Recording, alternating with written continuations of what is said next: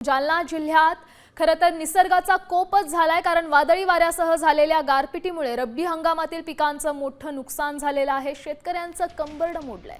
सिरसावाडीतील गहू पीक जमीनदोस्त झालंय, त्यामुळे शेतकऱ्यांना अश्रू अनावर झालेत। त्यामुळे शेतकऱ्यांनी तातडीनं नुकसान भरपाई द्यावी अशी मागणी सध्या करण्यात येते।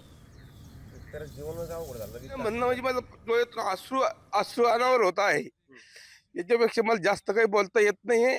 मला रडूचं आवरण नाहीये।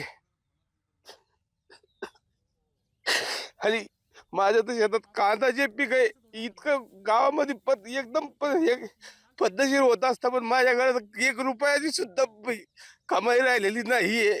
मी बोलूच शकत नाहीये कॅमेऱ्यासमोर।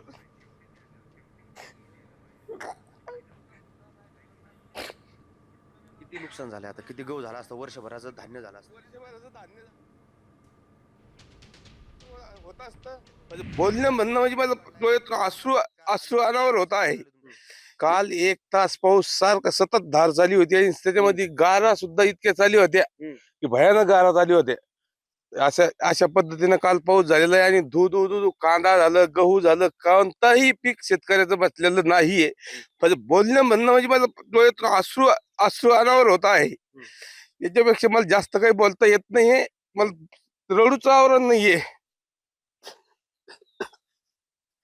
आणि माझ्या तर शेतात कांदा जे पीक आहे, इतकं गावामध्ये एकदम पद्धतशीर होत असतं, पण माझ्या घरात 1 रुपयाची सुद्धा कमाई राहिलेली नाहीये।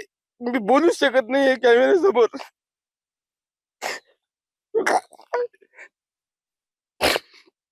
किती नुकसान झालं आता? किती गहू झाला असतं? वर्षभराचं धान्य झालं असतं. वर्षभराचं धान्य झालं असतं आणि कांद्याचं पीक माझं 2-4 लाखाचं होत असतं।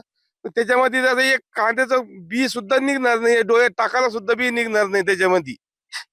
अशी परिस्थिती आज शिरसोडी या गावच्या लोकांची झालेली आहे आणि माझ्यावाली सुद्धा झालेली आहे। अक्षय शिंदे, साम टीव्ही न्यूज, सिरसवाडी, जालना.